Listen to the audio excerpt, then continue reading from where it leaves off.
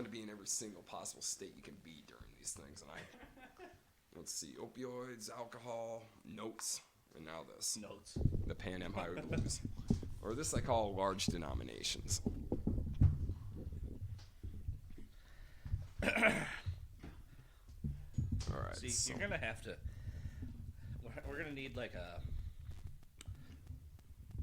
definitions page. Oh, sure.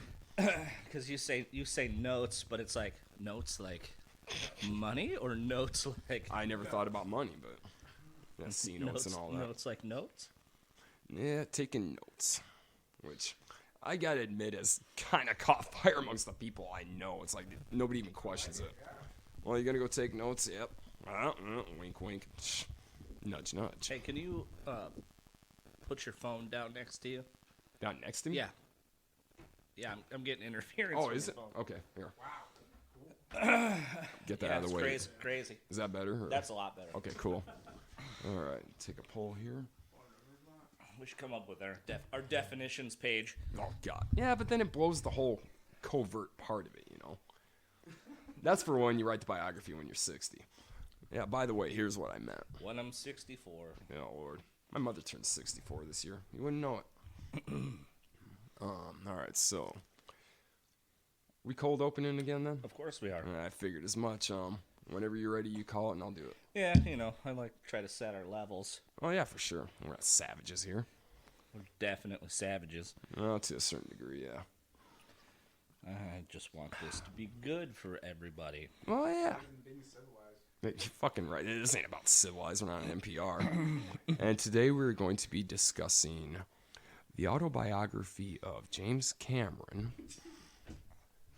Oh, and that sounds very interesting. Let's just turn the page here. I mean, notes to take to make noise this week, so just have to do with the guzzle of the Heineken Light. Heineken Light. Delicious. Couldn't find any Mexicali beer for this episode, or I thought tequila. Fuck, no good. Yeah, that's funny.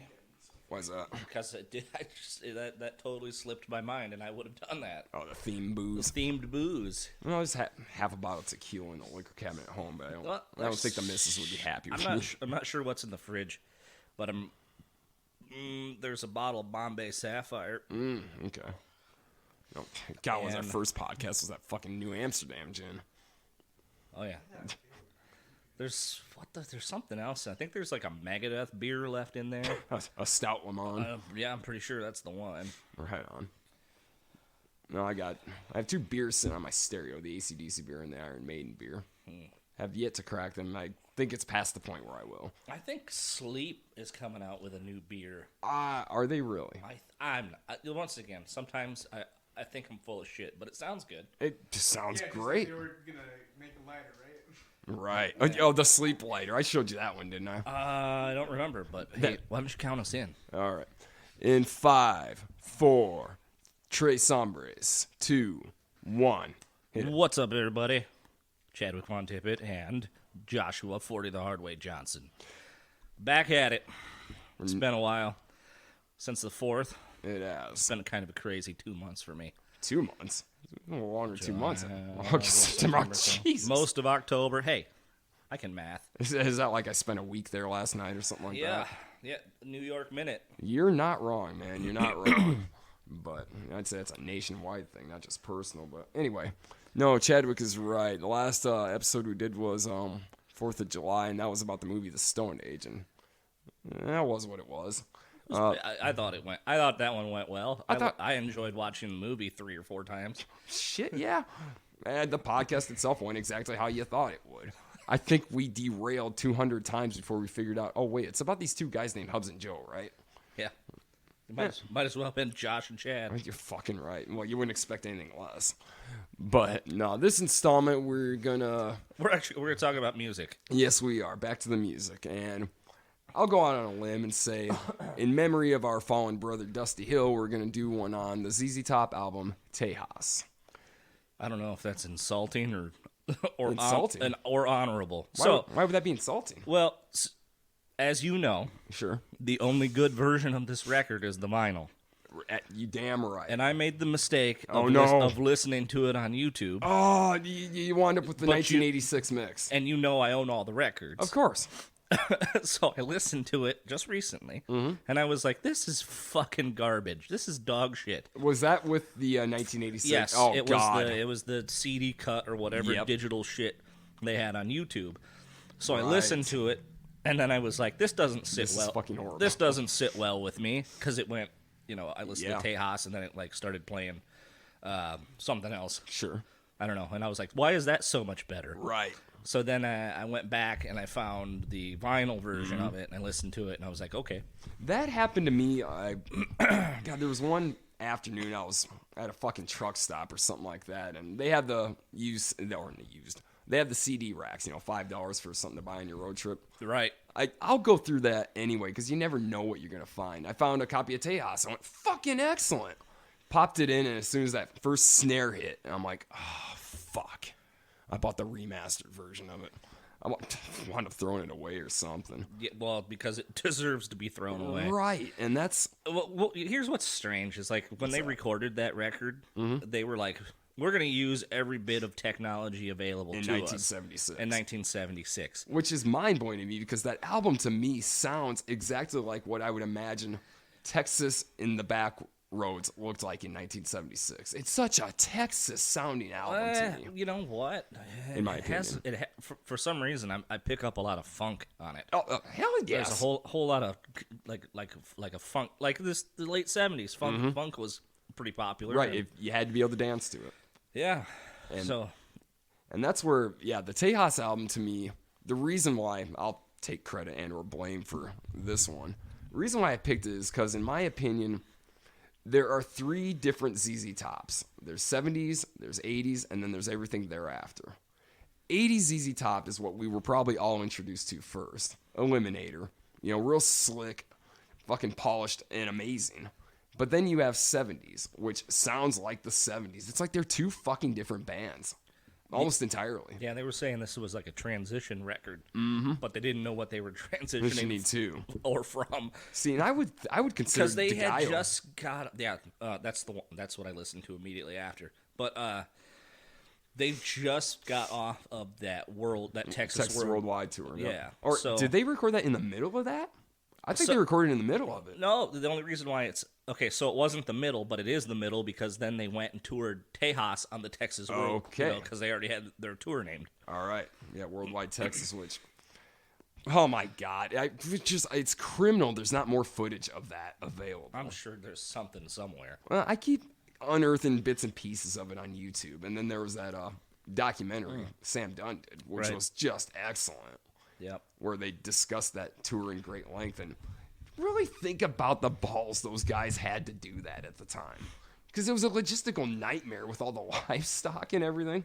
Right. They couldn't take it overseas because of that.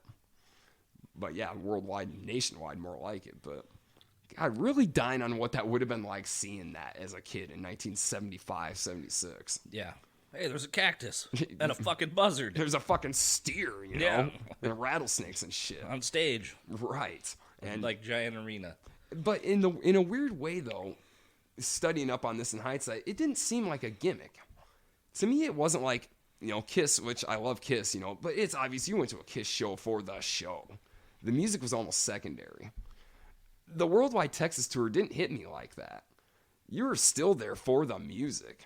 It was just everything surrounding it was just so out there, but yet for people from Texas, that was everyday life. Yeah, but whose idea do you think it really was? I believe it was Bill Ham, the manager. So? I think so. He was the guy in the 70s that really directed so much with them. But I think it probably could have been a combination of all of them. Because, Billy F. Gibbons, if nothing else, there are 2 words to describe him. The first word is cool. You ever seen that guy rattled even on stage? No. He doesn't yell at any point. He's just cool. Everything about him is cool. And the flip side of that, he's phenomenally strange. Eclectic, I guess, would be it, But not, I don't know. Kind of eclectic, but not. He's like a guy that likes hot rods and... Yes! And fine women. Right. Fine women. Fine women. But yeah, there's something just so inscrutable about the You know guy. what? You know what happened? He met Jimi Hendrix in 1968 and took the brown acid and never came back. What happened was he taught Hendrix how to play slide. Yeah. Which is pretty fucking unbelievable. That's how good Billy Gibbons is, you know. He taught the guy how to play slide, you know. But it's also a testament to Jimi Hendrix himself in that he was so humble that he was never not learning. Was always open to a new technique. He never thought, I'm the greatest, fuck you, I don't need help. You know, he saw this kid from Texas, and it's like, hey, can you teach me how to do that? And Billy F. Gibbons is just Mr. Cool. Yeah. Because he tells the story with a slight bemused grin on his face. Like, he tells every story. And there's just no rattling the guy. I think everybody wishes they could be as cool as him. Yeah. As laid So back. here's an example of that. Sure. So remember when they came to play the Surf the first time? Oh, yeah. Yep. So I was like, I'm getting tickets. God damn it! This is Right. one of my favorite bands. I am definitely going to go to this. They sold out in like 5 minutes. I didn't get to go. You didn't go to that? I did not go to that, and I was bummed. And I almost bought a pair of like scalp tickets for $400. I'll tell you a story And about I've spent $400 on just junk, you know. Sure. So anyway, I was bummed about it. Right. So so this ties into how I got his autograph. Whoa, back up. I didn't know this. What do you got? Well, I never met the man, but I have his autograph. Okay, So wait on me. the day of their show, you know, they're out tooling around, whatnot. Sure. I have a friend, not too into any of the music that I'm into, but happens to know exactly who Billy Gibbons is. Sure. Because of that TV show Bones. Really? That's how he knew. That's how she knew. Yeah, Her name wasn't Rachel, was it? Because I knew someone like that. So because he plays one of the main characters' fathers. Okay, right. That's right. So he's done a couple of guest spots on that show. Okay. Only reason she knew who it was. So we got. It sees him in fucking Target. I thought it was Walmart they were in. No, they were in a Target. Fucking okay. So let's speak like you're talking about how he's just so cool, right? Just about everything. Yeah. You know, she's like, "Oh my God, you know, you're from this." Yep. Not, "Oh my God, you're from ZZ Top." Oh, whoa. So That's good. So he's you know, cool about it, and Sure. he carries around these little slips of paper with his picture on it, and he Really? signs them. Okay. And he was like, Right on. you know, so she got the autograph. She was all excited about it, Right. and she goes to leave or whatever, and you know, like you would want to shake someone's hand or something, or whatever. Well, he didn't do that. He was like, "Tell you what." No. And he sticks his fist out, right? Give and her he the bump. And he goes, "Wireless." Fuck off. Only Billy F. Gibbons could come up with that. It makes no sense, but it makes all the sense in the world. Exactly. I love it. Speaking of stories, that first show, I did get to go to that. And I don't have as cool a story as that one, but I have a pretty on-brand story of how my big mouth somehow benefited me. Okay, my father, may he rest in peace, 3 years this month, he called me up and said, "Hey, you know what, want to go to that ZZ Top show?" I went, "Well, of course, Dad, I'd love to, but there's no way in hell we're getting tickets." I said, "Well, maybe you can just call and order them." I said, "Dad, I'm working today. The only way I could call would be on my 9 o'clock break, which is when they go on sale. I have 10 minutes to possibly pull this off. I don't see it happening, but I'll try." Sure enough, didn't happen. Called the Surf for 10 minutes, busy signal. Fucking get word an hour later, not sold out. Yeah, there's a shock. Well, anyway, a lady I knew from a few years back, she got a hold of me out of nowhere. And, small talk, hey, how you been, and all this. She said, "Well, you going to the ZZ Top show?" I can't just say no.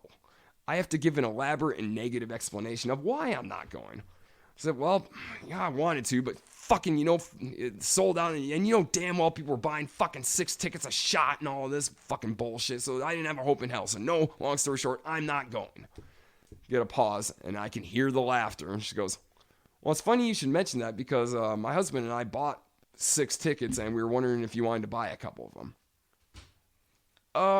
Did I say asshole? I meant enterprising people. Yeah, assholes like you, but yeah. I said, yeah, fuck yes, I'd love to, if you don't mind, if you can forgive me for being a prick, yeah, I'd love to buy a couple tickets. So the old man paid for them, and here's the weird part. He paid for the tickets, I got them. About a week before the show, I went to his house, and he says, "Oh, I can't go." I said, "What in the hell do you mean you can't go? Dad, you paid for these." He's like, well, try to sell the ticket. I'm like, I'm not selling a ticket you're giving me, Dad. That's just bad juju. He says, well, give it away. Find someone who wants to go. And here's a couple extra bucks so you can get loaded or whatever.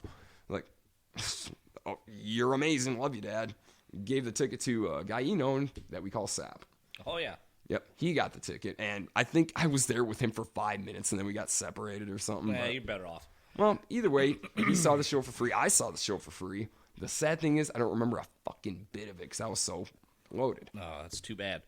Yep, but that was my story. I did get to go the second time. So did I. Me and my wife. I had worked third shift, Okay. and I said, I'll be damned if I get screwed out of this a second time. Right. So I scored a pair of tickets.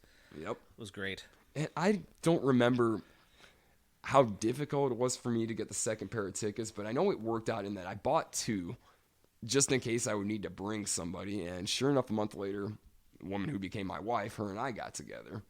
And that was, hey, you want to go see ZZ Top with me? I've got 2 tickets.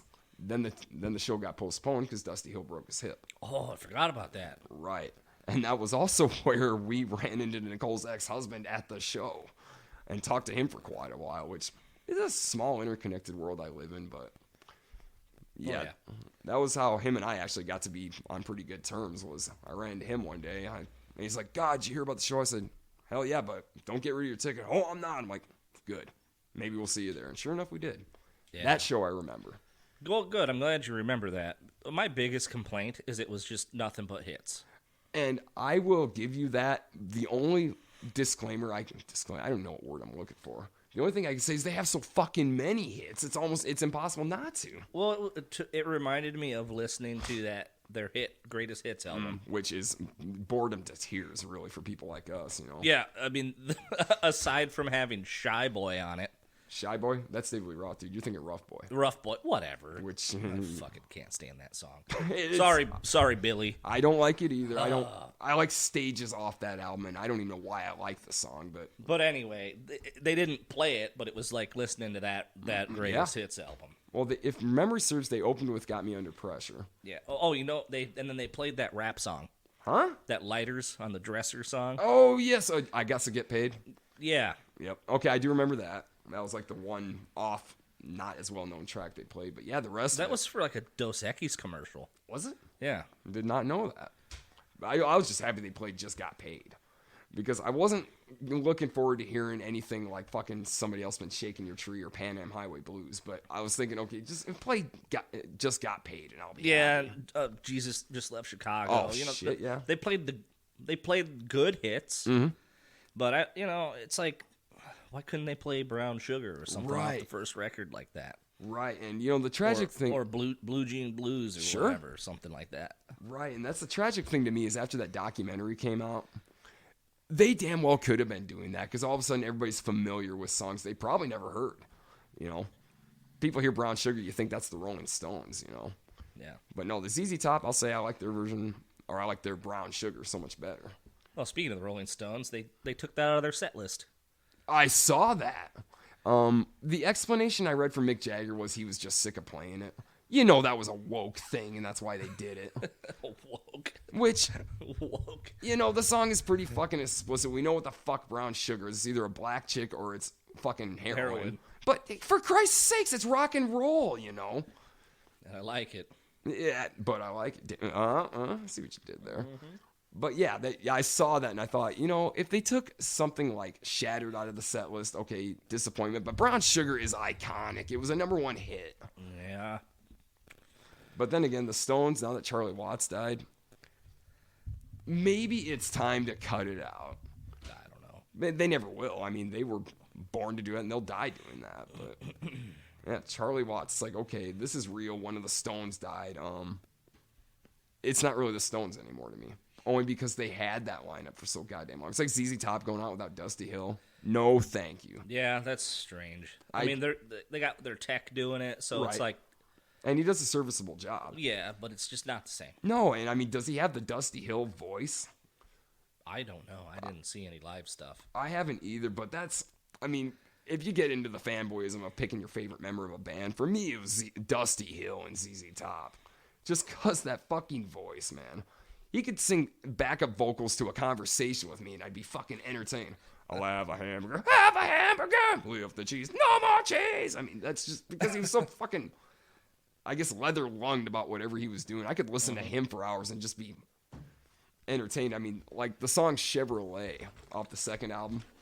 The live version of that I've found on YouTube is so much better, and it's better because of Dusty Hill doing the hallelujah, yeah, and it just makes every bit of sense in the world. You know, so. Well, yeah, being a three-piece band, you know, you have to do something when it's live. And the longest running lineup ever in all of rock and roll. They are the longest running consecutive lineup. Never a member change, ever. That's, even Rush can't say that, you know. Right. Yeah. Who was their first drummer, Josh? John Rutsey. God, I can never remember that, but for some reason. I can't forget it because it got me a job I at the know. Hard Rock, man. How about that? And just tell you what, that useless trivia at some point is bound to pay off. I don't think I've ever had music knowledge get me anything. Not even laid. Well, I don't know, though, whether this was a benefit or a detriment. It got you and I hooked up into playing music. Oh, that's true. Just because I took one look at you, I'm like, that long-haired guy wearing a Black Label shirt, he's the guy. And then the first question I asked you, can you play solos? You could. I don't give a fuck. I'm going to be in a band with this guy, even though we're going to try to kill each other for the better part of 20 years. Still, this is the guy. So, yeah, your music knowledge has gotten you. Now, as far as getting you laid, I'll say from my personal experience, if being in a band ever got me laid, It doesn't. I really don't recall. It doesn't. Never. Doesn't ever. Maybe for other people, never worked that way for me. Now, getting me free illicit substances or drinks, you fucking right, it did. And I wouldn't want to get ass just because I'm in a band. It would just, I don't know. Make you Nickelback? Yes, or even a boy band, really. I am in NSYNC. Ooh, fuck. No, you don't really like me. You like the idea of what this is. Maybe I'm high maintenance, I don't know. But no, I can happily say, because my wife at some point hears this, no, being in a band didn't get me laid, dear. Wasn't like that. It's not like that, I swear. Well, you know it's a pretty twisted world when I can say, oh, it got me higher than hell, and, you know, maybe an addict. Oh, well, that's okay as long as you weren't screwing around. All right. As long as, yep. Everybody has standards, I guess. But, okay, so that was rabbit hole number 1 we've gone down. I'm not even going to keep track of them. You know what? Hell with it. But anyway, Tejas. The reason why I picked Tejas is because, to me, I think, universally, it is their least appreciated 70s album. You read any reviews of it, any hindsight reviews, retro reviews, or whatever, critics and a lot of fans just weren't happy with it. They felt it was subpar, like it was rushed, it was just kind of thrown together, not a big deal. I disagree with that. My opinion is that album, it really sounds to me, having lived in Texas for a year, and had been on the back roads in Texas, the farm roads or whatever, that sounds like what Texas looks like. And it sounds like what it, to me, would have looked like in the 70s. It's just, I don't know how else to put it, down home. It's Texas. It sounds like Texas to me. I think the biggest thing is I just listened to it twice. Really? Okay. Like yesterday? I don't even know what day I'm on. Maybe Friday I did that. Okay. They're not memorable enough for me to remember them. You are not wrong with that. That is true. It's not that they weren't good. There's really... I can't tell you what's what off that. It kind of is a blink and you miss it album, really. I mean, I'll give you that. In fact, I'll absolutely subscribe to that belief. I guess my attachment to it is, number one, always like when we started off this podcast with Technical Ecstasy. Wanting to get into albums that people may not like or don't appreciate, just see, okay, is there something to this people are missing?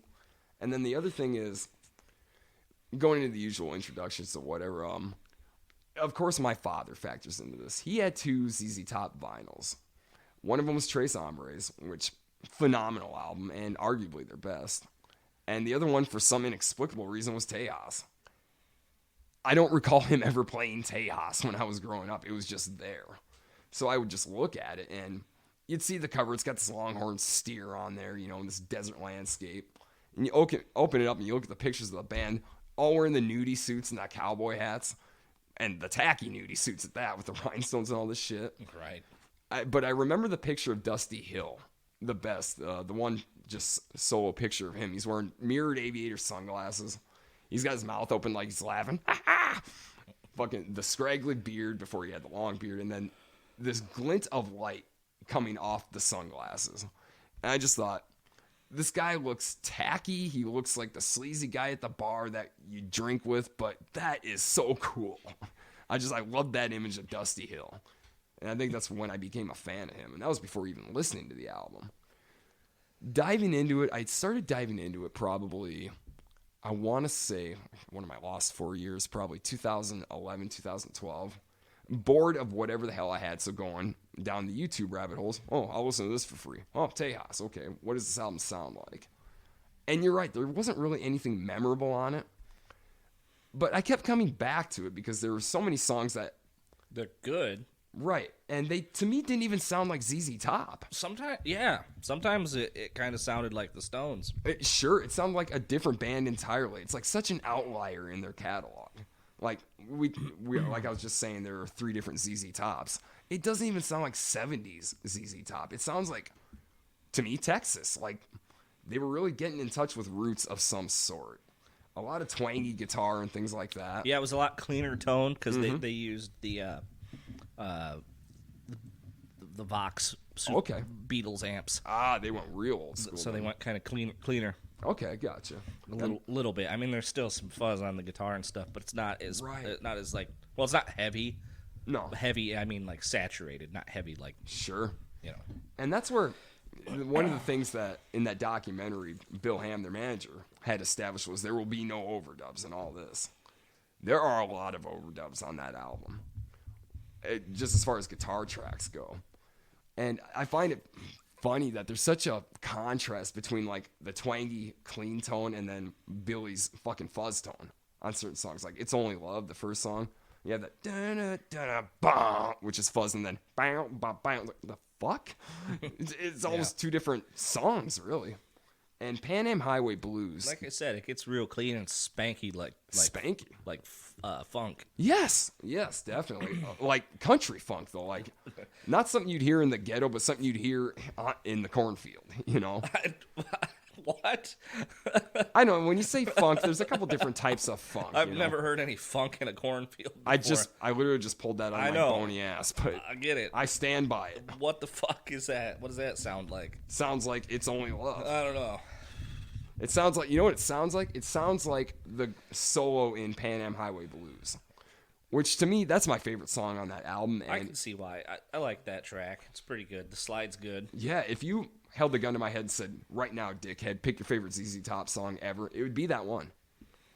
For whatever reason, I can't explain, that's the one that grabbed me the first time I heard it, and I keep going back to. There were a bunch of like licks and riffs that reminded me of other ZZ Top songs, but I never wrote them down to dive any deeper in that. Dude, I had a notebook open with a pen. I was ready to take literal as opposed to figurative notes, and never bothered. I was like, fuck it, man. We're just gonna talk anyway. Yeah, I haven't taken real journalistic notes in a long time. Well, we always get lost. I mean, you'll have them there for a reference point, but Guns N' Roses, I think, was the last time. God, that one was such a beautiful disaster, really. I mean, for Christ's sakes, I keep going back to your greatest moment so far in the podcast was, what's everybody? Yeah. Not what's up, everybody. Yep. What's everybody? Like, okay, now we set the tone. Yeah. Steven Adlered into the drum kit. No, that was brilliant, though. It was fucking great. Well, hey, if it makes you feel any better, I spent what felt like an hour dissecting how much I hate the word panties, to which I wish I kind of wouldn't have obsessed over because it creeped me out even. But I forgot about that. I spent the whole time going, why did he have to use the word panties in the song? Anything goes. It ruined the song. It's like, okay, what's your problem, man, that you're letting one word ruin it? So yeah, I've got my shameful moments too, but it's not shameful. It was the damn Duff. the vodka cranberry. Yeah, that snuck up on me. Put it this way, that was one of the moments I never should have driven home. Which, I don't have that problem today because for anybody listening, we have a guest here. Special guest. And if he yells really loud, it's the legendary Jeremiah that I've referenced a few times. The kid who's not in fact a kid. Yell hello real quick, Jeremiah.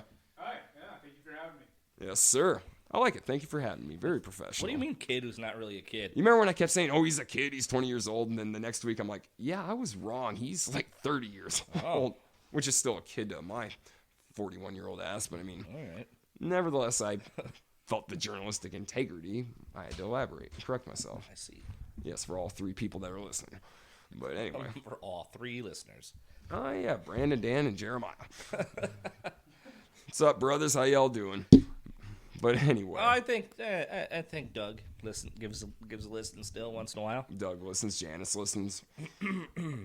Nobody's buying any sweatshirts, though. I know. I know it, but, dude, times are tight, man. I get it. But, yeah, regardless, though. Okay, back to the Pan Am Highway. Back on the road again. There are so many reasons why that's my favorite song. One, the reason you can't explain. Sometimes the song just grabs you. But I love it just because of the first line. Lyrically, it's so great. I've gotten good at missing her. I practice all the time. At the time I first heard the song, I'll just say it applied to me. And it's like, God damn, that's like poignant in a way, for a ZZ Top song. But I thought that was just such a great introduction to the whole thing. That, in my opinion, I could be wrong. If anyone listening could tell me if I'm wrong or not. I firmly believe that's a cocaine song. I think getting hard to see the white lines going by. You're referencing the Pan Am Highway. Dropped a bundle down to Panama and all this shit. What the fuck was it? Meet me in San Salvador. Right on to Peru. What are they doing in South America? Cocaine. Exactly. And not in South America. I did not put any extra effort into looking up lyrics or anything. Oh, you know me. I'm an obsessive reader. I know. I didn't do any homework. I was just like, I'm going to listen to this. Well, and I figured out yesterday when I was sitting down and reading the lyrics or whatever, the most preparation I did for this is one of their lyrical strengths. I don't know if it was Billy, Dusty, Frank, all of them, or just one of them, but they really find a way to touch on inappropriate topics and almost dark topics, but you don't know it. Like fucking $10 Man, I'm pretty sure is about a hitman. Fucking, there's a couple songs that seem to reference prostitution. She's a Heartbreaker is all about some jail bait who fucks around and then leaves these guys, But it's so, I don't know, I guess, upbeat that you don't think of it as dark at all. You just accept it. Thank you, Jeremiah. That's the one, driving while arrested for driving while blind. Yeah. I was thinking last night, I almost wonder if it's not like a sarcastic kind of sentiment, but boy, they sure seem to be celebrating getting drunk and defending it. How can anyone be so unkind? I don't know. That seems like a Texas thing. Texas thing, Iowa thing, fucking 70s thing. Yeah, I guess. Yeah, back Iowa thing. Back then, you got a ticket for it, Yeah. Known several people. Do what now, Jeremiah? We have a governor who's been arrested like twice for DUI. Oh, yeah. Attorneys in the area I know of. Fucking me. Senator. I've got 2 of them. Yeah, kids, if you're listening, don't do it. It's fucking dumb. It's not if you'll get caught, it's when. Just don't. And the third one, you go to prison. So there you go. What do you got? I love that. That is Joshua Johnson's Ass After School special. Ass after school? What the fuck? What does ass have to do with that? White? It's the abbreviation for after school special. Ah! This episode's brought to you by Joshua Johnson's ass. What a load of ass. The more you know. Fucking A. But anyway, it's not worth it, kids. Just don't do it. Believe me, I know. Don't. You're not cool. You're not cool. You're an idiot. Trust me. Trust me. I'm an idiot. Was an idiot. That said, though, no, Pan Am Highway Blues, everything about that song I love. But going back to the 2 guitar tones, it's distorted for most of it. But then you get that slide part in, during the solo or whatever, that do, which, what the fuck does that have to do with the song? But yet it works. I don't know, I just love it. Yeah, I think you're onto something there with the cocaine. I think so. For Christ's sakes, getting hard to see the white lines going by, spending cash and talking trash. It's a fucking Coke song. There's no getting around it, in my opinion. And, Frank Beard, a year after that, went to rehab for it. Was this their last one before they took a break? Yes, it is. Where Dusty worked at the airport? At the airport. Work shirt. Joe on it. Hell yes. Yeah, it was 76 was when Tejas came out. And the next album was DeGaio in 79. Right. And in that 3-year break, Frank Beard went to rehab. Yeah, for heroin abuse. Heroin and cocaine. And cocaine. Yep. And I'm pretty sure they were all fucking around it because I think fucking Billy Gibbons was chewing on some peyote or something. He doesn't seem like a regular coke user to me. I don't know, though. In the 70s when they were touring like that was Frank Beard's explanation, was they did coke or took sedatives out of necessity. It wasn't to get high. It was to get him to the next city, get him to the next show. Yeah. But, and Billy Gibbons, that 1980 DVD, Double Down Live from Essence, Germany or whatever. Oh, God, what a phenomenal show. They do Fool for Your Stockings, and Billy does his mid-song rants or whatever, motor mouthing every type of cross you could possibly have. There's the red cross, the green cross, the smoking cross, the cocaine cross. Ah! Yeah, and the way he's sweating on that stage, I wonder if Billy F. wasn't still kind of fucking around with the cocaine cross. But it's hard to tell because Frank Beard, who was admittedly a heroin addict and a cocaine abuser, have you ever seen him rattled behind the drum kit? No, he's just completely emotionless, no matter what he's playing. He's just straight-faced, arms like octopuses, and just no expression on his face. None. And that's what I think makes ZZ Top so great is the word cool. They are, every one of them, the definition of it. You know, the only one that could possibly be accused of not being cool in that regard is Dusty Hill because he had the loud voice. But even then, it was such a brilliant style that there was nothing obnoxious about a guy going, yeah! You know, fucking, he was just, it's like, this is fucking awesome. Like a fucking rancher. Fucking right, yes! Very much like... Get up! Yep! Yeah, someone hauling the cattle and, come on! Ah! Got to mill it on easy! Hell yeah. But yeah, that's ZZ Top, I think everybody on Earth wishes they could be half as cool as any one of those guys. Not because it'd be like a style thing, but just, you're not rattled. Nothing gets to you. It's a fucking thing of brilliance. So... You ever, what do you got, man? Well, you're like, everybody wishes they were half as cool as ZZ Top. Sure. Like, the last time they played, I heard, like, a bunch of people, they were like, that, what do they call them? That, little old band from Texas? No, like a fucking third-rate band or something like Huh? that. I'm like, are you kidding me? Wait, they called ZZ Top a third-rate Like a band. third-rate, washed-out band. Who the fuck said that? I don't know. Or I should say, why the fuck would you say that? Because they were relegated to playing the surf? I don't know. I don't think they were really on a downslope. I think if they were... Were they ever on a downslope? Well, okay. I will say yes, scholastically, if that even applies. I'm talking on my ass. I think after Recycler... Because we're talking about a band that has like 30 fucking records, just like AC/DC and Motorhead and Slayer. Right. You know, all those bands always seem to be relevant. Right, and I think that's where the mistake... Here's a rabbit hole for you. Oh, please. Did you hear that Kerry King was unhappy with that Slayer ended and they shouldn't have ended, and I've heard that he's going to continue with Phil singing. Selma. Yep. How do you feel about that? How do I feel about that? Couple different ways. And keep in mind, this is all personal preference, fan taste, or whatever. I got nothing but respect for Slayer. I'm just not a fan personally. It's just not my thing. But I think Anselmo singing for him. The one thing about Slayer do you think it's going to be just like a cover band, or are they going to do a new record?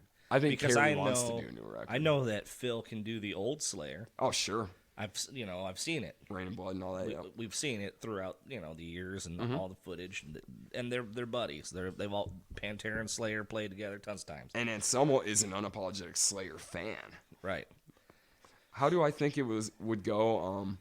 Well, not to throw any shade at Tom Araya, but I remember knowing that I needed to change my vocal approach when people kept coming up to me saying I sounded like Tom Araya. That I interpreted as, you have no dynamics, you're just yelling. Which for Tom Araya and Slayer is great. But it's one of the things that it didn't grab me. It didn't put me off of Slayer. It just didn't grab me and make me want to keep listening to him. And Selmo, on the other hand, even when he's barking and yelling and screaming, because he was rooted in such an old school vocal style, he grew up listening to Halford, some dynamic is going to come out of him one way or the other. I think he could add a nice spice to that. I'd be curious to see what it would sound like. I would also be curious to see if they get Gary Holt to play again.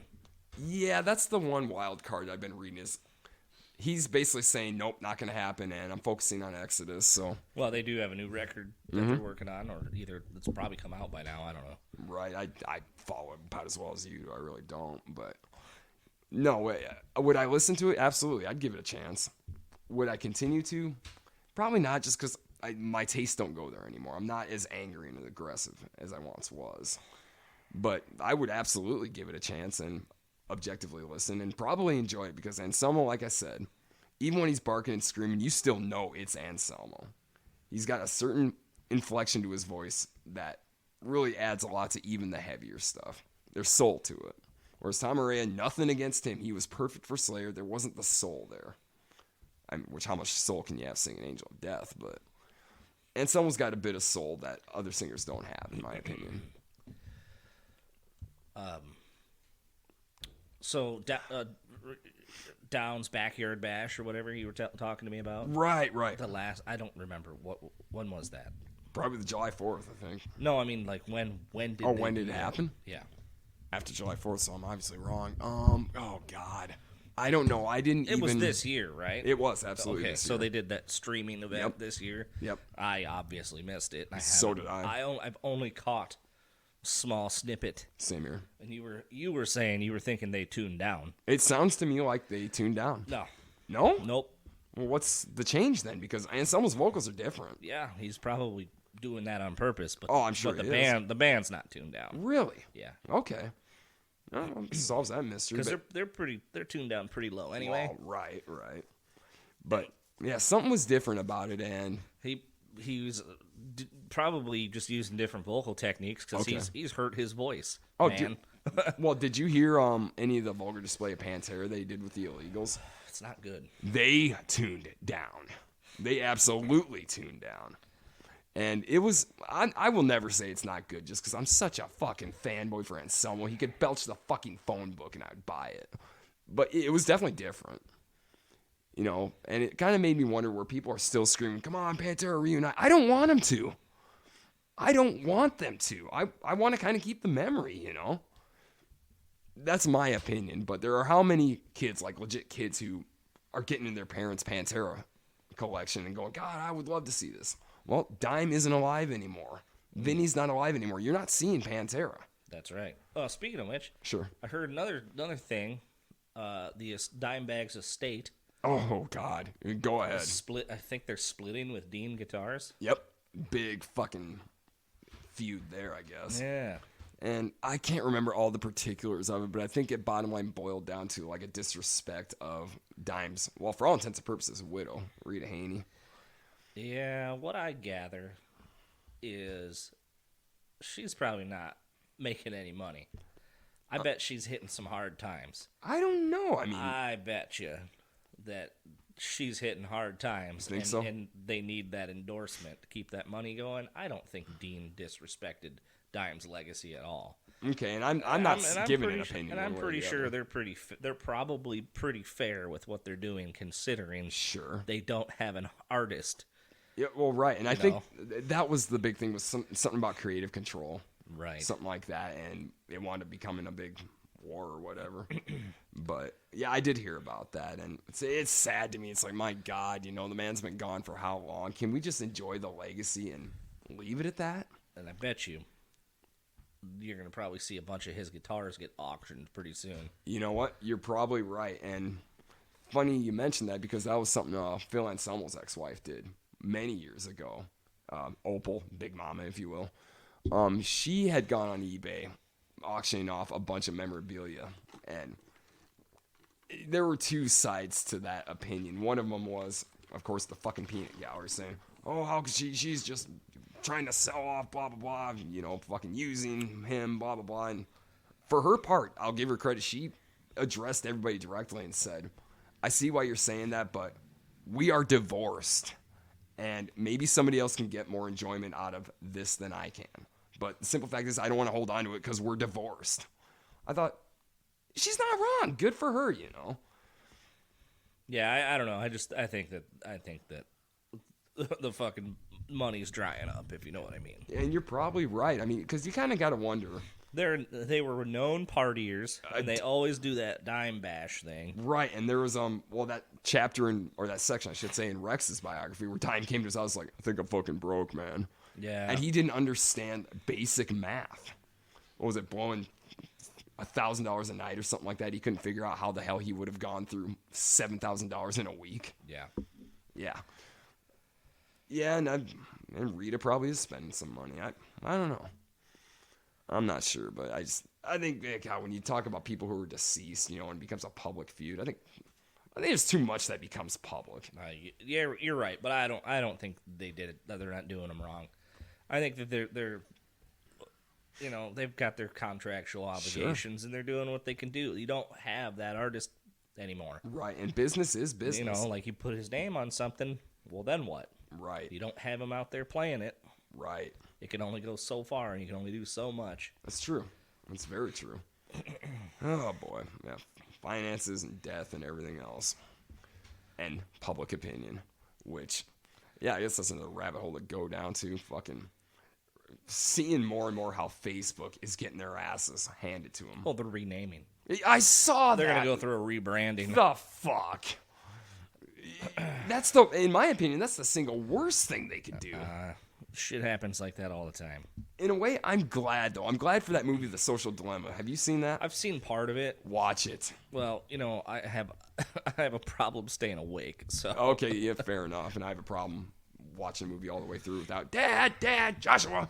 Yeah. So I gotcha. Love you, girls. I really do. Between my busy schedule and me not being able to hold my eyes open. Right. But no, the movie itself is like, me and Jeremiah were talking a couple hours ago about it. I said, it's like an alcoholic or a meth addict watching an episode of Intervention. It was just like, oh my God, I have been exactly this. I fucking fell into the rabbit hole and didn't even know it. Oh, is that your watched or listened to something new portion of the podcast? Sure, why not? Watch The Social Dilemma, please. And also watch Cruella. Have you seen Cruella? Not yet. Oh my God. I've been waiting for my kid to really be into watching movies. Fucking watch it anyway. Make her watch it. I've tried. I've tried that with Nightmare Before Christmas. We got about 10 minutes in. Right. Nah, Cruella, since we're on this, I put us on this, three things about that movie. Number one, the soundtrack. I don't know, my kid was watching it. Hey, Dad, can I watch Cruella? I don't care, whatever. All of a sudden, I hear a Supertramp song from 1974. And the soundtrack just got better and better.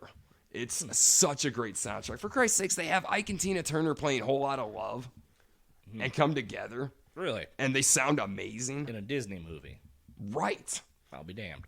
Yeah. Yeah, fucking. Yeah, I suppose. It's on my list of stuff to watch. Absolutely. As I always tell people, put it on the list, dude. It is great. But number one, the soundtrack. Number two, it's one of those movies that I've watched it probably 20 times now, whether I like it or not, and I always catch something different in it. It's very involved, and it gives you what one critic said, did we really need a backstory to Cruella de Vil? Yes, we did. And this is a fucking brilliant one, because it plays with your head. You don't know if she's the protagonist or the antagonist, the villain or the victim. It's a mind fuck, and it keeps your attention, and you never really reconcile it. But the final thing I'll say about it is no straight guy should be into any movie about fashion. This movie is geared towards females or gay men. And woke, correct or not, I don't care. I don't care, and I have nothing against anybody of that persuasion. I don't. But this movie should not keep my attention. It's all about the London fashion scene. I couldn't be less interested in that, but I sure got interested in it. It's not about 101 dogs? The dogs are a very small portion of it. They're kind of like a background part of the story. Because I recall that being a very major portion of the story. Well, for 101 Dalmatians, it is. Want another beer there, Chadwick? I've only had the one. Okay. You want another, or are you good? Is there another? Yeah, several. Oh, yeah. Right. I'll take another. Hold on. You want one, Jeremiah? Yeah. I thought you would. All right. Nice. Come on, we're not showing up empty-handed here. We're not savages here. There you are. Is this a twisty top? Bottle opener somewhere. Did I grab that? Surprisingly, I don't have one on my keychain anymore.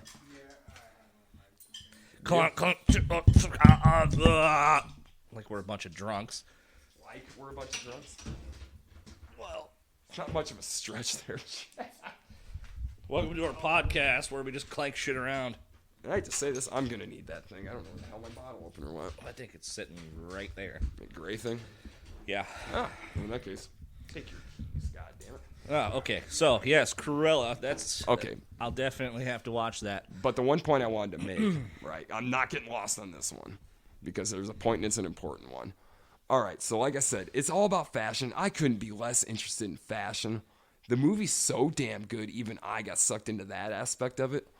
And the primary reason for that is I'm very much, things are subjective, opinion, blah, blah, blah. No. The entrance of the Cruella character is hands down, I will not accept an argument, the single greatest entrance in film of all time. I'm spoiling it for you. I don't even give a shit. The whole thing with Cruella is she is a seamstress. You know, she's a fashion designer, everything else. So this is like her younger years or something? Yep, right before she became the batshit person who wants to kill 101 dogs. I see. But no, this is, it starts out from when she's born up until, I'm going to guess, mid-20s or something. But anyway, she makes an entrance into this fashion show wearing a white gown that almost looks like something out of A Handmaid's Tale, only it's white. And she at one point knocks over a bunch of champagne glasses and asks the poor butler, do you have a light? It'd be in the 70s, you could smoke. Grabs a match, drops it in the dress, flash paper. It's made out of flash paper. Flames engulf. And she's wearing this fucking brilliant red gown, and she's got the black and white hair underneath it. Oh my God. And the flames start right as the first opening notes of the Deep Purple song, Hush. Oh, cool. Bum, bum, bum. The dress goes up, and this just engulfed in flames, flashes out. Oh my God. It's fucking amazing. There's another movie that reminds me of. Sure. The Hunger Games. I've never seen it. Count yourself blessed. Well, whatever. I read the book. I read the books. Dude, I'm like Randall and Clerks. I don't watch movies. Oh, I'm not lying. I genuinely don't. I used to tell people that. Right. I don't watch movies. Oh, when you were working at Hollywood Video. A long time ago when I was a video clerk. Yeah. Hell yeah, back when those things existed. Yes, video tapes. Hey, best video clerk ever. You wiped out my late fees, man. And you kept me stocked in foreign films, man. How else? Gotta get that Fellini fix. Well, dude, fucking, where else am I going to find Leonardo DiCaprio? Knights of Cabiria. Yeah. Fucking right. Yeah. The Criterion Collection. The Criterion Collection, the foreign section of Hollywood Video, collecting dust. Nobody knew it was even there. Except for me. Yeah. Chad, you got any foreign films? What? Yeah, over there.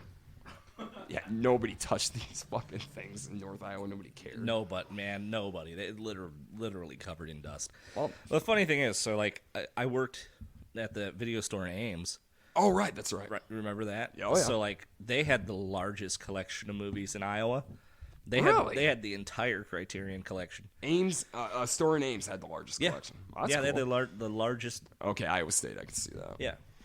And I got to work there and rent videos for free. Well, hell yeah. It was amazing. Perks. And what perks do we get? Batteries out of the vending machine for our flashlights at work?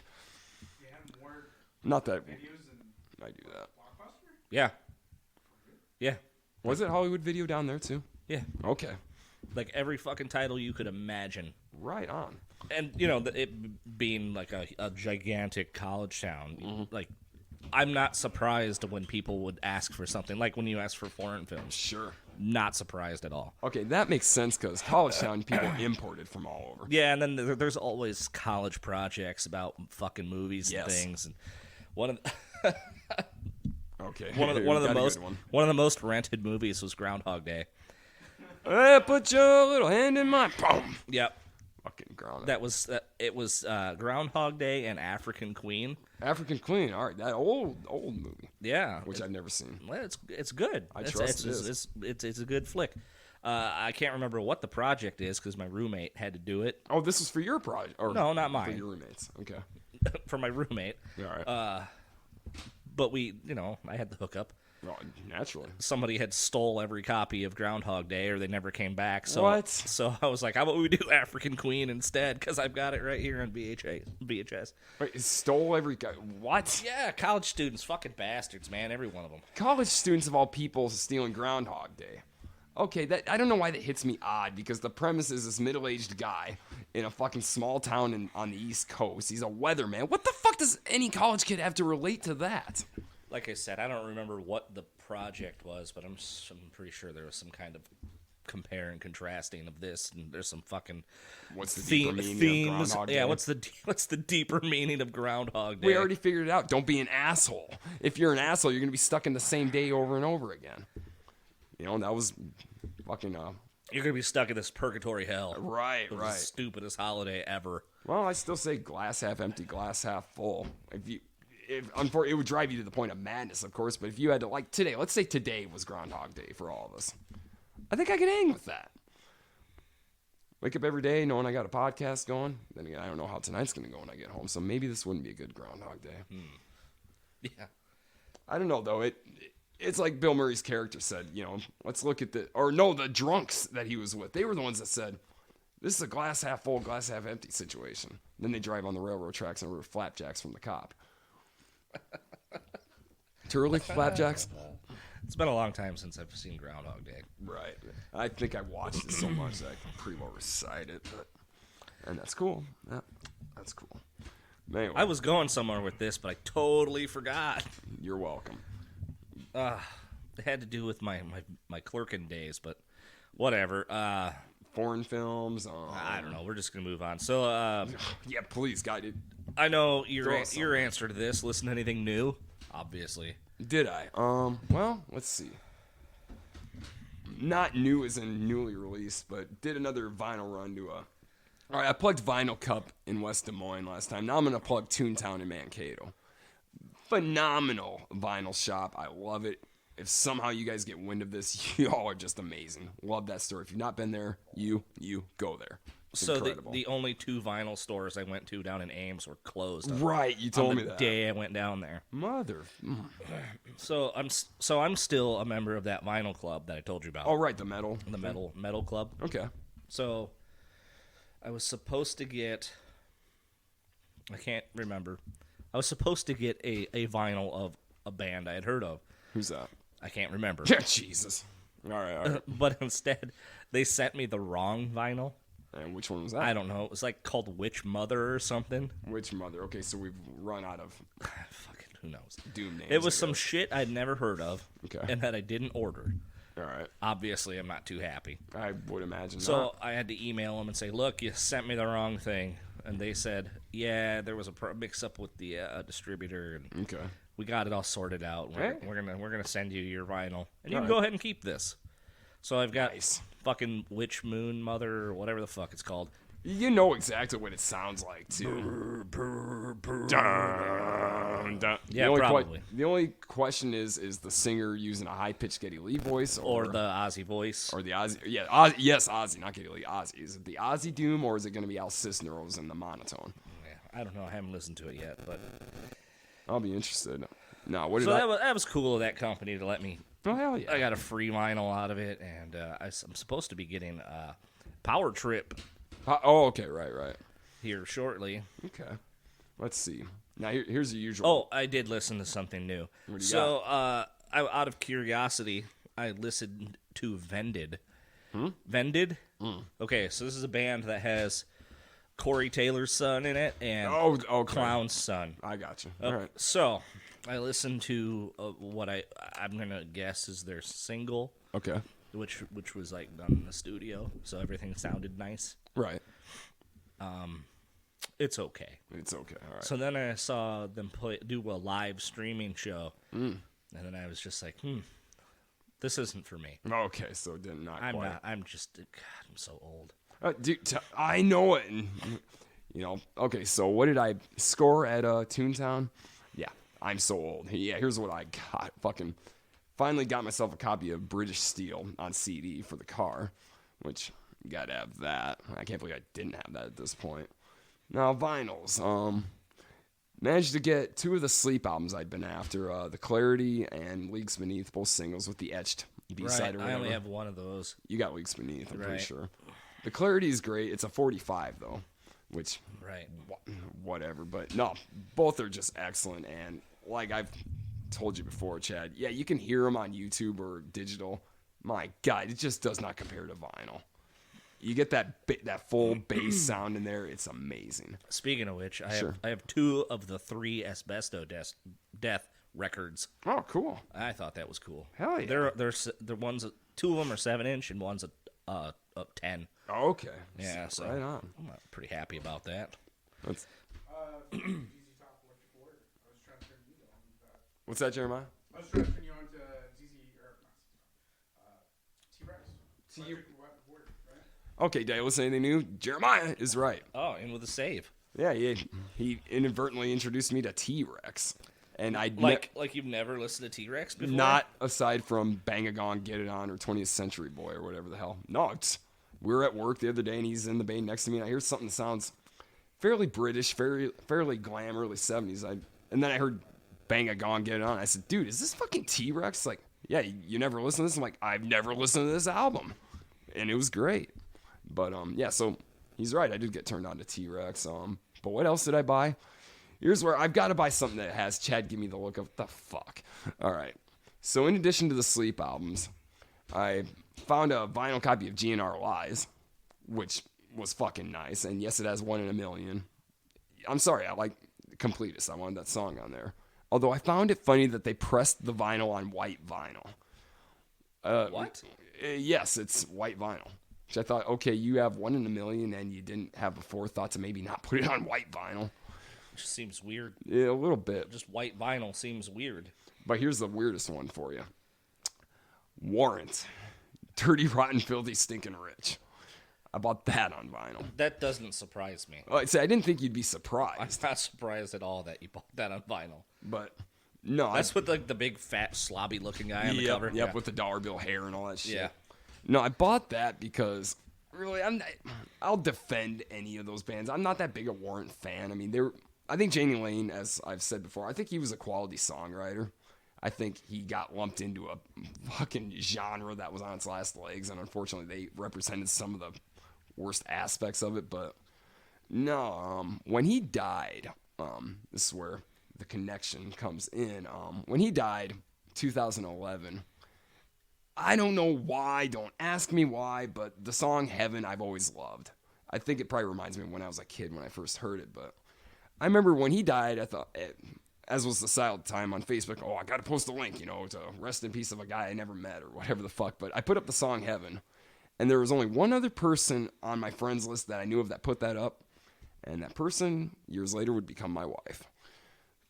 So in a weird way, I found the album, and she came into the store. I said, baby, should I buy this? She goes, oh, are you really going to buy it? I'm like, if you want me to, fuck yeah, I'm going to buy it. So I don't care if I'm blaming her. I don't give a shit. I bought Warrant, Dirty, Rotten, Filthy, Stinking Rich, and I don't regret it. But I will say this for that. Because it was a reissue, they had a Sputnik News review or whatever the fuck of the album. Whoever decided to put this review in the album must have had a sense of humor, because the review the whole time basically said there's nothing special about this. This is serviceable, but there's really no big deal. By the way, buy this. Or maybe it was, okay, it's already too late, you bought it, now we're going to tell you why you made a mistake buying this album. It was not a flattering review at all. They were probably just look at these assholes taking Right. a piss on us. Ha ha ha. Right. We're awesome, but they weren't. And that could be it. But I will say the one positive thing that was said about anything to do with Warrant was Janie Lane. Basically saying, yeah, this guy could write great songs, and he was a quality songwriter. Just, this is the band he was in, this is the genre he was playing for, and you're going to be limited to a certain extent by it. And my opinion is I think that's what killed him. The famous quote, I could shoot myself in the fucking head for writing that song, Cherry Pie. Yeah. I gotta say, I don't really blame him. I don't even like the fucking song Cherry Pie, not even in a funny way. I just never cared for it. But yeah, this is the guy that wrote Uncle Tom's Cabin, which is a good, heavy lyrical song. Wrote ballads that could have been on fucking adult contemporary radio, and then you're remembered as the Cherry Pie guy. That's all anybody remembers about you. That would probably torture me too. Gotta admit. So yes, that's what I bought, and yeah, Warrant. Whatever, I've seen him twice, and it is what it is. Let me elaborate on that. Did you see when they were free down there downtown? No, I didn't see that one. No, I remember that. No, I saw him on the first Rock Never Stops tour. I believe it was 97 or 98 at the Iowa State Fair. And I remember even like 97 when these bands were real washed up. when everyone hated them. When Yeah. if you went, it was basically you were that fucking mullet guy with the jean cutoffs. yep, and still holding on. Woo! Yeah. And I saw a few of those, but yeah, it was Warrant Slaughter. Yep. Cat in a Blender vocals, S Laughter. Yep. Warrant Slaughter. Fucking oh god, who was Firehouse? Which I am not a Firehouse fan by any stretch, but I will say live, for whatever reason, they're actually pretty decent. If you can get past the Love of a Lifetime and all that happy horse shit, the live they're pretty good. On CD, no, fuck no, I don't want to listen to them. But and then Quiet Riot, who were pretty fucking cool, I gotta admit. But no, the takeaway from Warrant that I got was, and this became kind of a internet thing years later. I remember Janie Lane, not in the best of shape. He could still kind of sing, but he was very obviously drunk, because I just remember him kind of between songs on mic going, I feel good. Hey, anybody got a cigarette? And it turns out years later he did that at every show. He was always bumming cigarettes off people. To where he was asked about that in an interview a few years later, and to his credit, he was a good sport about it. He said, to be perfectly honest, it's kind of a crowd participation thing that unfortunately has become a joke now, but it's a tour rider thing. Unless you're a big band, they're not going to give you cigarettes on your fucking tour rider. They won't do it. So yeah, he was literally bumming cigarettes.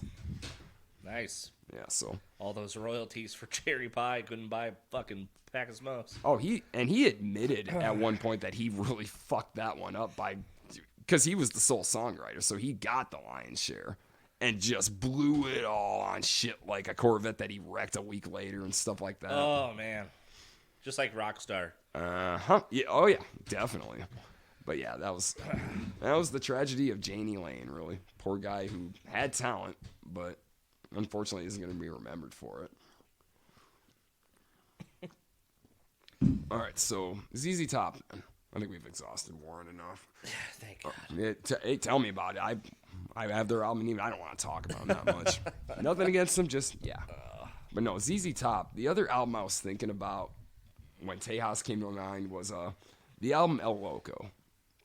I don't know if you put any time into that at all. When did that one come out? 1981, I believe. It was after DeGaio. Oh man, what's on the cover?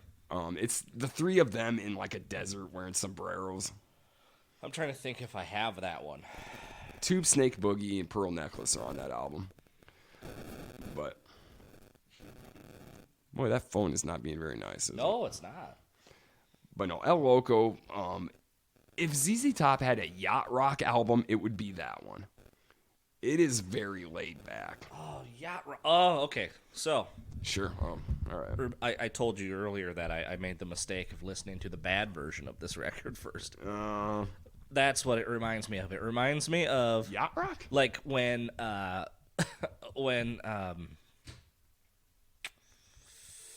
Sammy Hagar joined Van Halen. Oh Lord, yep.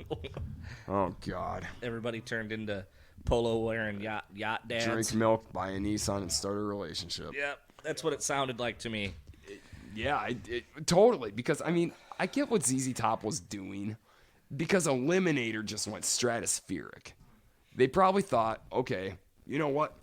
The cannon blast snare sound and the synthesized electronic drums, people love that shit. We'll just remaster the whole catalog and see how these songs sound with that. They don't sound good. No. At all. I mean, even Tush, if you can hear the difference between the 75 cut and then the remastered one, the first thing you hear is that pow, that fucking electronic snare. It's like, oh, you fucking ruined a classic. How do you ruin Tush? Yeah. How? With that sound. Well, I can't believe that the band signed off on that. I can because they were initially, faced resistance for Eliminator, wanting to use the synthesizers and the click tracks and all that. Well, it wound up blowing up, and they probably figured, I don't know. My guess is they probably figured that the 80s, what a shit time for so much. The 80s was all about electronic, big, massive sound. Why not see if we can't do that with our 70s songs? Well, you still have a 70s guitar tone. You still have a 70s bass tone. And a drum sound that doesn't belong anywhere near it. It didn't work. I mean, my God, listen to the first album remastered. That's a nightmare. I'd rather not. Don't. I know I just told you to. No, I'm telling you not to. It's, number one, a waste of time, and number two, it's almost difficult to get out of your head once you've heard it because it's so fucking bad. It's like that drum fill in that Megadeth song. Yeah, the fucking push button snare. Yeah. Yep. Which I kind of ruined for you. You did. Hey, Chad, doesn't that sound like a push button drum machine? You motherfucker, I can't unhear it. And it's true. Which makes me wonder if it wasn't programmed at the time. I don't know. I think Nick Menza, for all his personal life faults, was a phenomenally solid drummer. I think he was able to do it. But I'd like to think that too. I'm choosing to think that because it's bad. But I also thought that about Type O for a long time. You beat me to it. That's exactly what I was going to say. One of the things I wish I didn't know, I hate to say it, it kind of ruined it. October Rust for me. It ruined fucking World Coming Down, you know? Yeah. And Life is Killing Me, which I loved. Yeah, now that I know what that really is, I really don't listen to those albums much anymore because I can't unhear the fact that this is a fucking drum machine. Well programmed, but still a drum machine. Well programmed, definitely. And they had a drummer the whole fucking time. Yeah, just to play live. And that's where I wonder if it almost wasn't a form of backhanded hazing like Newstead and Justice. I don't know about that. Why would you do that? Why would you do that to your drummer? That's kind of an important member. Because they're from Brooklyn and they were just fucking with him because they could. I don't know. But God, don't. If you haven't heard the remastered of any of the ZZ Tops aside from fucking Don't, it really is a head scratcher. Like, what the fuck were you thinking? I get the motivation, but once you heard this, you couldn't hear how fucked up this was. Yeah, like I said, why'd they sign off on it? You know, now that you put it that way, you're right. Yeah, I would think, God, after hearing that, you gotta know something's off about this. But then again, you got a manager telling you, hey, we can make money. Hey, somebody's bound to buy it. Yeah, I mean, was this their dry spell? During a dry spell? I think so, because they had Eliminator, then they had Afterburner, and Afterburner was even more synthesized than Eliminator. And then after that, a few years, they had Recycler, which was the last of their kind of electronic-based albums. Yeah, in between there was when it was the ZZ Top 6-pack was what they called it. Yeah, like that like barbecue thing. No, you're thinking of Chrome Smoking Barbecue. Isn't that sort of the same deal? Possibly. I don't know. I can't say for sure, but no, the 6-pack was definitely all 6 of those albums. Well, fucked with. Yeah, and they're still appearing like in the truck stop where I found that fucking copy of Tejas. Yep, there it is. Oh, sucker, you just blew $5 on nothing.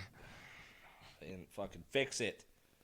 Well, and they did years later, though. Because I have a copy of Fandango on CD I found at a dollar store. That's not a joke. I found it at Dollar General. Bought it thinking, God, do I? And it turned out the gamble paid off. It was the original mix. But yeah, that if ZZ Top had one misstep in their entire career, it was that fucking ZZ Top 6-pack. Do what you want with your 80s songs. Do what you want beyond that and before that. Don't mix and match. It didn't work. And I don't think there's any critical review or hindsight review that has said, you know what, they were onto something. No, they weren't. Love you guys. You are fucking musical geniuses, but that was wrong. If ZZ Top made one wrong move, it was that one. And that includes goofy songs of theirs that most people wouldn't think would work, but do. Manic Mechanic, Heaven, Hell, or Houston. Burger Man. Burger Man, that's right. I remember that. Sit back and open wide. Fuck. But yeah. Now, discussing with Jeremiah over here some of the weird ZZ Top songs. Like Manic Mechanic was one that we were talking about. He listened to it. He's like, dude, I love this song. I'm like, well, that's funny because my wife fucking hates it. Like, if you so much as say that's right around her, just stop it. Because she knows what I mean.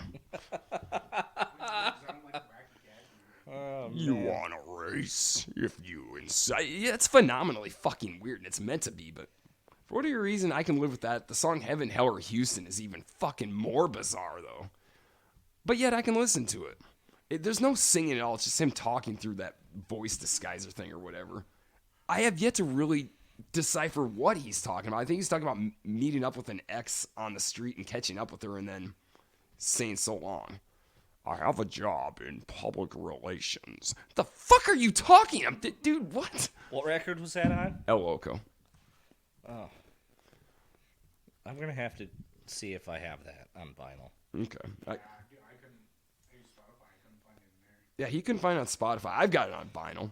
Also bought it Toontown. Shameless plug. Toontown, Mankato, Minnesota. Toontown. I am so fucking jealous that you actually got to go. So like, I dude. went in June before we had almost another lockdown. Oh, right. You're right. I forgot how close that was. Yeah, because I didn't have to mask up. I could just go and fucking enjoy myself. Right. That's other than my trip down south. That's the last time we really went and did anything. Sure. Well, I understand that disappointment when Man, that's something I didn't do. I didn't go record shopping when I took my vacation. Okay. And 2, I didn't hit any dispensaries. Oh shit, son. You gotta hit one once. And I was even with my dad. Okay. Fair enough. Now, last time we went to Chicago, it was for my wife's High Rocks competition fitness thing. Yeah. I remember that. Yeah. Not to cut you off. Go ahead. Are you going for your birthday? Absolutely. Is that the weekend before your birthday or after? It's the weekend after Nicole's birthday and before mine. So that would be the what? Like the 5th. Yep. Why? What's up? Oh, I wouldn't. I'm not able to go with you, but I was just curious because I'm off for a few days around your birthday. Are you? Yeah. Well, hit me up, man. I took my mom's gonna be in town. Well, in that case, enjoy the mom time. You don't Yeah. need so much. But no, it's going back to your thing of disappointment in the vinyl shops. Not getting your Kuma burger. I was, Brandon, I know you're listening to this because you're loyal, and I'm not mad, but I'm not going to lie to you, I was pretty salty that we didn't go to the one place I wanted to go. And that's all, So for future reference, next time you go, there's 2 locations. Oh yeah, and we've planned this out. We are fucking going to Kuma's Corner. Number 1, have to. And number 2, November, there's a couple days of hope left. I'm hoping like hell they bring that sleep burger back. Tell him. I've been telling them. Tell them in person. Look, I'm from out of town. Can you make me the sleep burger, please? If they don't have it, I will shamelessly do that. I've already been practicing the speech. Tell them you'll plug them on our piddly ass podcast. Fuck yeah. But no, the only reason why I think that'd be a fruitless endeavor is because you've seen the menu, right? Do you have any more of these stickers? Hell yes, I'm bringing them with. Yeah, take them. Damn straight. But no, the reason why I think that might be a fruitless endeavor is because you've seen the menu and how involved these burgers are. I think a lot of the ingredients, they've got to be pre-ordered and they've got to have it planned out. Well, I'm not sure I can guess what's on a sleep burger. I'll tell you. It's Thanksgiving stuff, obviously. You're fucking right. It's a 10-ounce. Really dying on how big a 10-ounce fucking burger is. 10-ounce turkey burger on a pretzel bun. Now we're talking ground turkey, not like... Absolutely. This isn't like this isn't a beef patty with turkey on it. No. Okay. No. It's straight up turkey, ground turkey. Cranberry sauce, which I wouldn't even think I'd be into, but for some reason it sounds right. Heavy. I'm not into it, but that's fine. Heavy turkey gravy and the strangest ingredient, but the one that sounds most delicious, tempura fried stuffing. How do you go about making tempura fried stuffing? Well, you mash stuffing into a medallion of sorts, coat it in tempura, flash fry it, done. Huh. Yeah. Fucking. That seems interesting. I'm not even that much of a foodie, but I've been lusting after this burger for a year. I fucking want to try this goddamn burger. It sounds pretty good. It does. And it's the only one that doesn't have cheese. Of course. Right. Not even lactose intolerant. Just doesn't fucking like cheese. I don't fucking eat cheese, kids. Pizza, yes. But it's got to have a meat topping with it. It's got to be well done and not in the fucking crust. And now you know why I'm 120 fucking pounds soaking wet. Well, good for you. Not good for me. I look like fucking death anymore. I'm not happy about this. I used to say for years, I can't give up when I turn 40. Can't get a gut or whatever. Well, Jesus, it shouldn't be looking like a fucking medical skeleton that people fucking learn what the bones are. And God, it's awful. Gotta gain weight. But I still won't eat cheese. Gotta bulk up. I'm trying, goddammit. But anyway. Anyway. But no, the sleep burger, It sounds great. It does. It does. So I've always wanted a food truck with wild burgers like they do. Wild burgers? What do you mean? Like Define just, wild just burgers. fucking wild ingredients, you know? Oh, okay. Like, That the sleep burger is really mild compared to some of the other concoctions they have. the two that I'm thinking of right now that I would actually like to try. One of them is the guar burger. Yeah. With the fucking funnel cake and the bacon. You wipe the cheese off that thing. If they don't have the sleep burger, I'm getting that. There was another one that was a 1 month only thing. And it was the month of April, which also contains the date of the 20th, 420. It was the Bongzilla burger. Oh yeah, Bongzilla. Did you see that monstrosity? Yeah. Was that the one with the mac and cheese buns? No, I don't believe so. No, this one, if I remember correct, it was a 10-ounce fucking hamburger. I think mango chutney, fucking salt, something like that. Some variety of cheese because Wisconsin, and then 2 fucking bratwursts. Yes, bratwurst on a burger, as if the almost pound of ground meat wasn't enough. Oh, that's amazing. That's what I thought. It kind of reminds me of Zombie Burger. Which is probably where they took a page or two from the idea. Maybe, It yeah. sounds a lot like it. I've been down there, and I had they had a deep fried mac and cheese burger. Yeah, yeah. Okay. That's why I fucking weigh half a ton. Shit. But no, fucking I think it's a lot of the same idea. I've never been to Zombie Burger, but I think Kuma's Corner figured out you know what? There are metalheads who like food. Let's just cut to the chase and do this and see what happens. Yeah, it's cool. Fucking right it is. It makes me want to get a food truck and do it here. It does what it's supposed to. It makes me want to go there and eat just because it's heavy metal themed. Yeah, I like it. But the thing that gets me is I always said if I had a bar, it would be metal, hard rock, and heavy metal themed. you fucking right.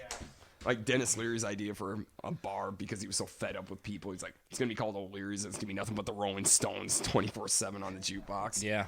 Man, I would go to a bar like that and drink. We serve nothing but Budweiser and nothing but the Stones all the time.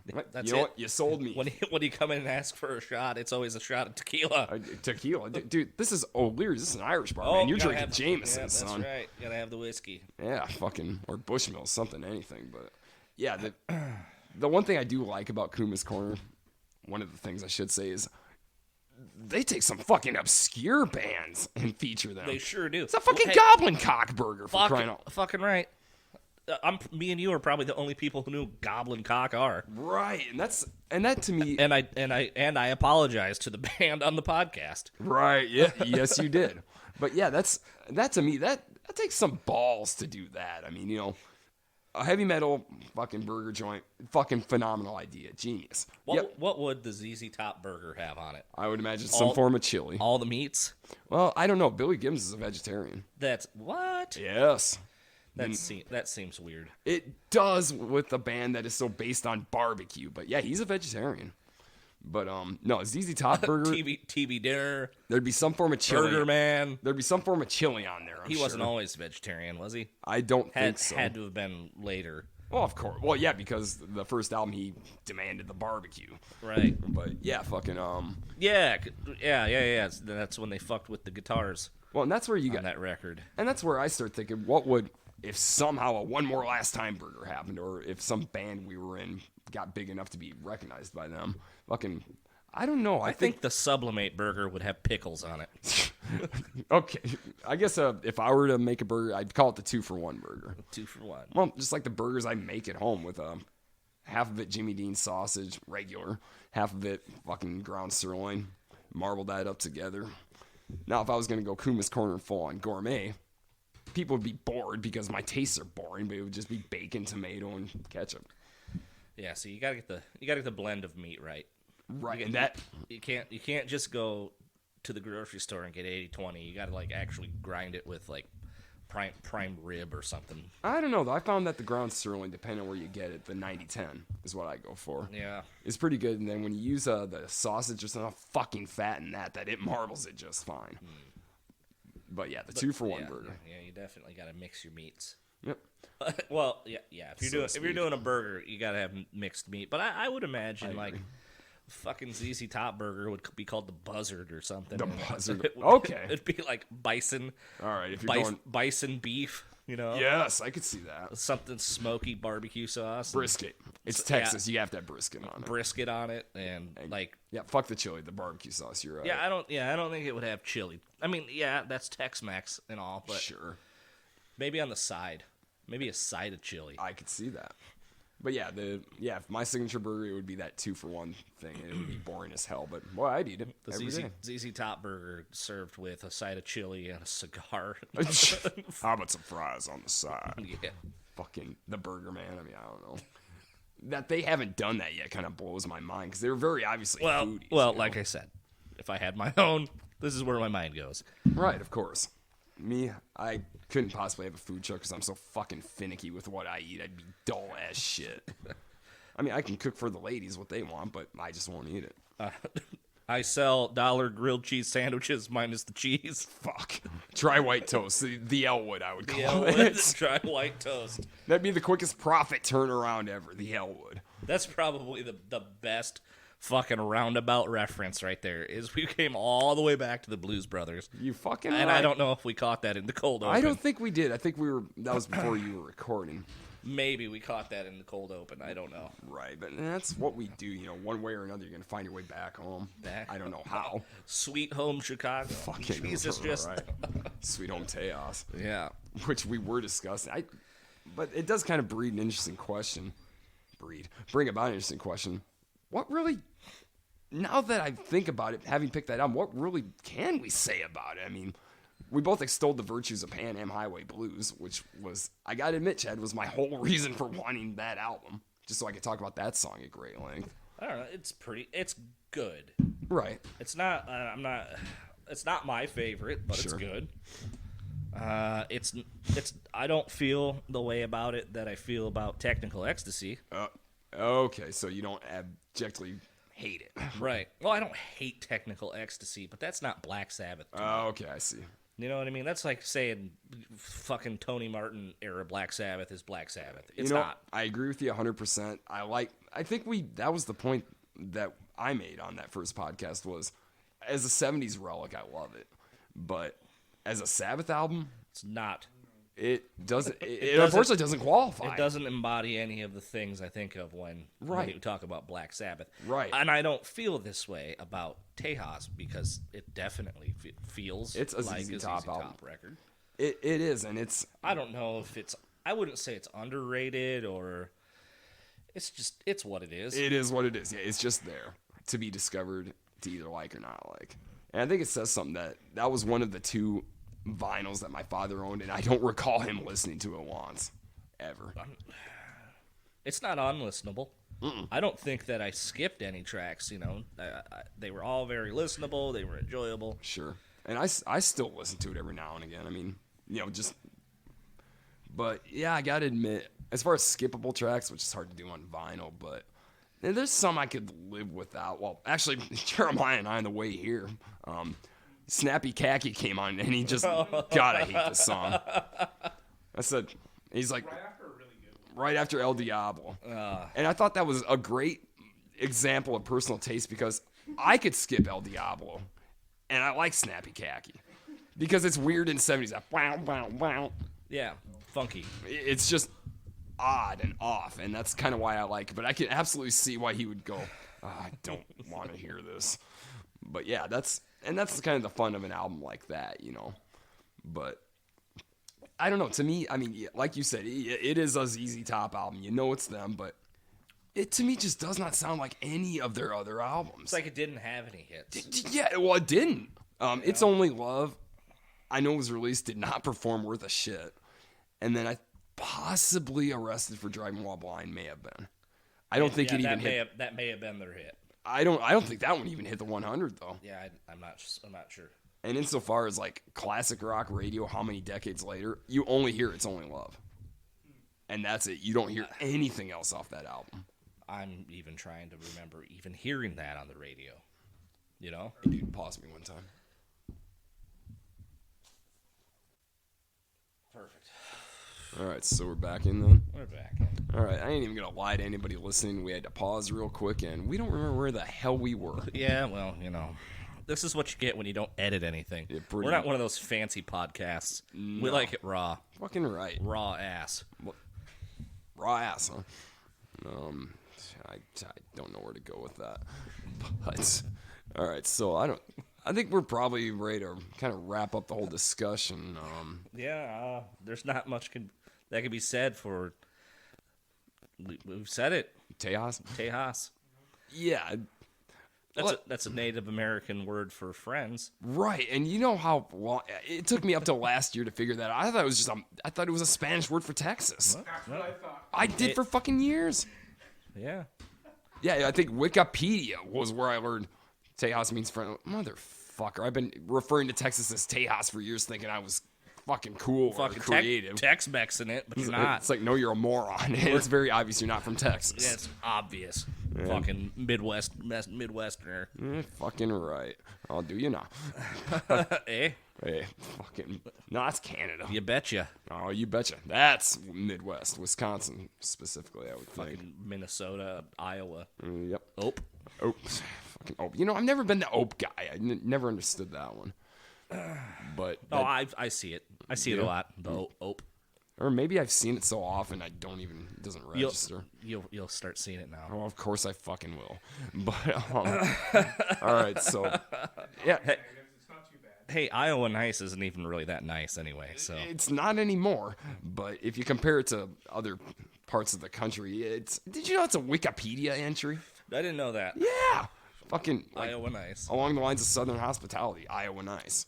Which makes sense because my friend Janice that I constantly reference, hey Janice, fucking when I first started talking with her, I don't remember what it was. I asked her like, hey, how's the tour going? She was on tour at the time, or how's your day? Something like that. And she told me, and then she's like, oh, you actually care? I'm like, yeah, why is that a thing? She said, I'm from LA. Nobody gives a fucking LA about anything but themselves.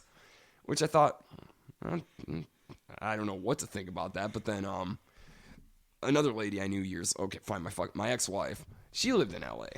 And I asked her, of course, well, what's LA like living there, as opposed to visiting? She said, and she does this motion where she's like looking over my head. It doesn't say anything, just looks over my head. I said, what are you doing? She said, that's what LA is like. I said, okay, you have my attention, care to elaborate. Apparently, everybody in LA is always looking for the person that can benefit them. And they are literally never listening to you. Your conversation means nothing if it's not business. Yeah, I always figured they're a bunch of douchebags. And apparently, from somebody that lived there and was part of that, she entertainment and all that. Her thing was movies and television. That's what she said. It's like you are not going to make a connection with anybody out there beyond superficial or business. Everybody's looking over your head to find the more important. No, person. I've never been to New York. Nor have I. But I get sort of the same kind of vibe from them. From New York? But a little different. I think New York's more aggressive. Yeah. I think they are, you're wasting my time, get the fuck out of my way. As opposed to LA, which seems more passive aggressive of, oh, really, that's fascinating. Bob, there he is. Yeah. Yeah. They don't care. But, yeah, so I Iowa. I don't think I could ever live in those places. New York, I know I could. LA, I don't believe I could either. Just, Bill Hicks, the late, great Bill Hicks, talked about the weather in LA. Every day, hot and sunny. What are you, a fucking lizard? Like, there's no variety. And to me, I would think, why are you complaining? Until I lived in Maui, and every day there was gorgeous and sunny. I mean, even their humidity wasn't really uncomfortable. It was the perfect humidity. Every day was gorgeous to where a month of it, I called back home. It was February. I'm like, what's going on? Oh, we had a blizzard. I'm like, tell me all about the blizzard. Tell me about the blizzard. What was it like? Well, it snowed 12 inches in 2.5 hours. Fuck, man. The first time we got rain in Maui, I ran outside in it because it's like, holy shit, it's something fucking different. Yeah, if you have too much of nice, you won't appreciate it and you'll come to resent it. Yeah, I don't know. Like you're saying, man, I've lived asshole deep in snow my whole life. Right. That I don't know if I could ever move away. Oh, don't get me wrong. As soon as we came back to the mainland and then came back to Iowa, I thought, what the how did I not appreciate nice weather? This fucking sucks.